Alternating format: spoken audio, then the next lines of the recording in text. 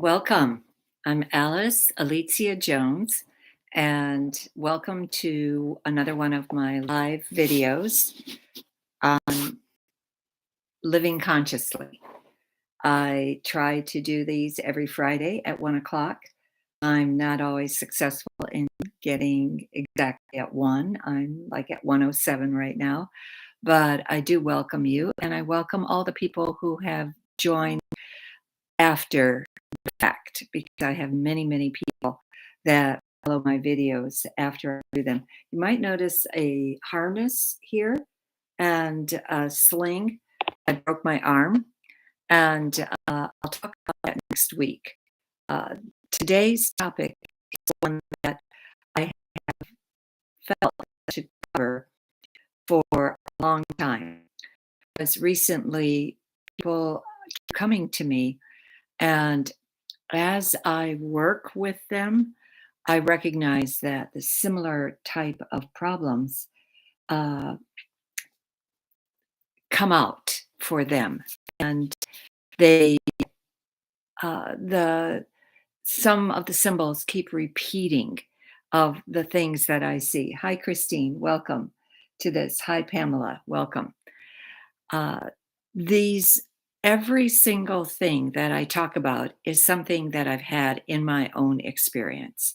And I really feel that the more publicity that energy healing gets, the more that people will be able to recognize that the validity of the fact that energy healing is extremely a very viable source of healing. I know for the Reiki students that I have taught, I have never had one who was frivolous about it, who thought that, well, they just wanted to do this as a source of curiosity or entertainment or quality. Every single person who I have the privilege of teaching has been extremely sincere in wanting to develop their healing ability. And fortunately, because Reiki started in uh, Dr. Usui's experience of this was in the early 1920s, we have had over 100 years of, of Reiki on the books. And of all the healing modalities, it's probably the best known. Um, there are many, many hospitals that have Reiki rooms. Fairfax Inova system has a whole Reiki house. It's called Carolyn's House, devoted to offering Reiki free to people that have been living with cancer. And it just, to me, it's just wonderful the amount of things that are out there. But in terms of energy distortions, hi Chris, welcome. I have again, these are all from my own experience. The first one on the list that I wanted to go uh, to tell you about was like a three-headed snake, and I was working with a gentleman who had had schizophrenic tendencies, and I was working with my in conjunction with my teacher at the time, and as I felt the release of what was coming out of him, the only way I could describe it was that it felt like a three-headed snake. And there is a book out there by Alex Gray, and I think Gray is Grey. It's called Sacred Mirrors, where he went into sensory deprivation and for 48 hours. And then he painted distortions of what can be in our energy field. And when I turn to that page, so help me God, there is a picture of a three-headed snake. So I know that, and it's a short, stubby little thing, but three heads.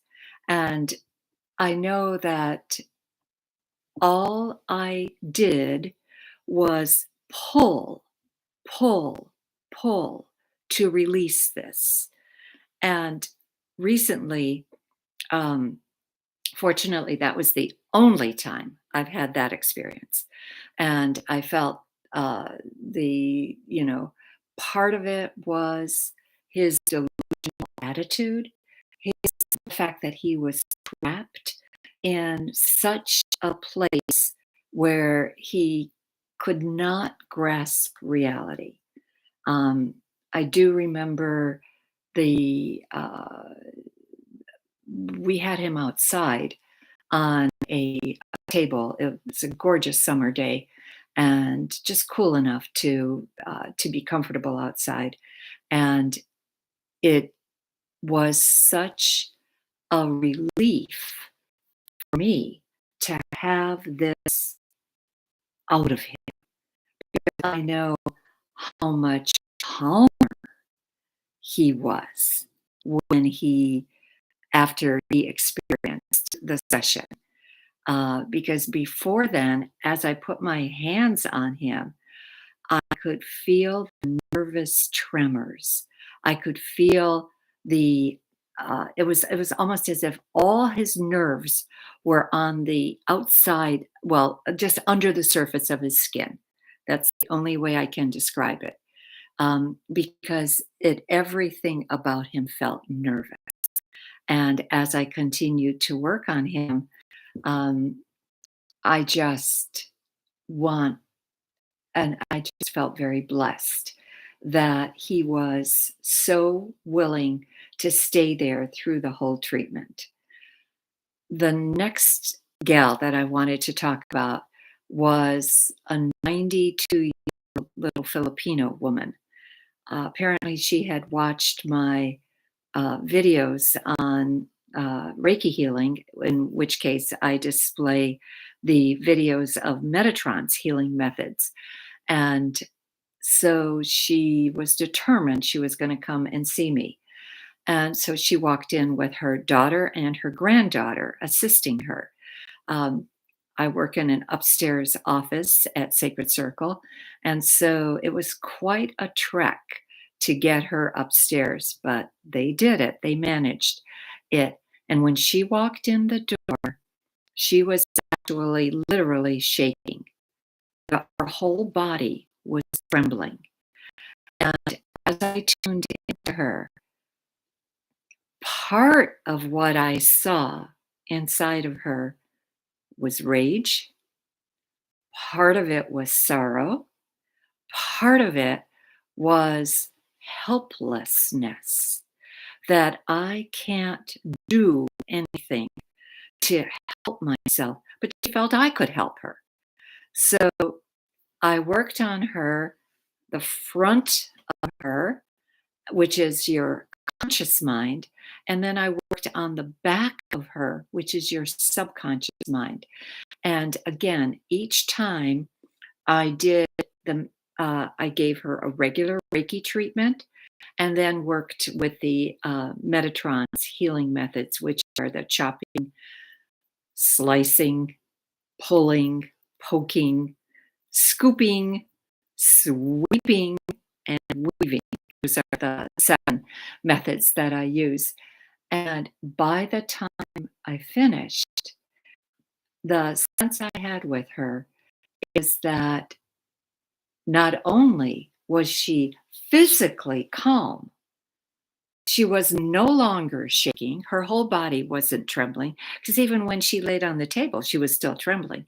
But by the time I finished, she was physically calm, but the nervous system had totally calmed down. It was almost as if the nervous system had a balm on it. Was like, when your skin has a disruption, like itching. You can put calamine lotion on it and immediately soothe that itching. And this just was wonderful that it had a, like I said, a balm on on her nervous system, to where when she got off the table, she walked out of that door like a normal person. She had no shaking whatsoever. And like I said, the distortions there came from emotional imbalances. Emotional imbalances can wreak havoc with your body. And in her case, the rage of things that had happened to her over her lifetime, as well as the feeling of helplessness, was enough to keep her trapped in that discombobulated form. Uh, Another one that this was quite intriguing. Once, when I was working with a gal, I felt her heart was totally shut down. And when I got to the heart chakra and tuned in specifically to the heart, I literally saw it as if there was an iron fence around her heart, along with barbed wire. And so I knew that that she had some really deep seated heart related issues that needed to be treated. Um, this was one of my earliest healings, so I really don't remember what the issues were, uh, but she was so overprotective of her heart that she not only built a, like, you can sometimes go to, exclusive neighborhoods, and you will see that beautiful wrought iron fencing that's around their property in just very pretty styles. Well, she not only felt the need to build that, to put that into place, but she also felt the need to protect it further with barbed wire. So I worked with her with a group of people, and for multiple times. And eventually we got to a point where that all dissolved. Few tears were shed, more than a few, but she was able to get to the root cause of why she felt she needed so much protection, by because she trusted us. She felt safe in the space that we were offering her with the Reiki treatment. And that's another beauty of Reiki, is the fact that people will feel safe and with it, and it is completely non-invasive. This is another thing that I saw when I was working on a young woman, and in her case, um, she I actually took my this is way in the beginning of my career. I actually took my Reiki table to her place, and once a month, and for about 6 months, until I felt that I had given her everything she needed to stabilize. But she was, again, she was in a group, and as I looked at her, this was a group of, maybe there was 7 of us working on her at the time. As I looked at her, I saw feet stuck into her solar plexus, and a person's rump sticking out of the solar plexus and striped stockings, but the stockings were striped horizontally. And so, as I tuned into what does this represent, it was her mother. And I asked her, I said, "Is your mother a pain in the ass?" And which was maybe a little bit crude, but she said, "Yes, very much so."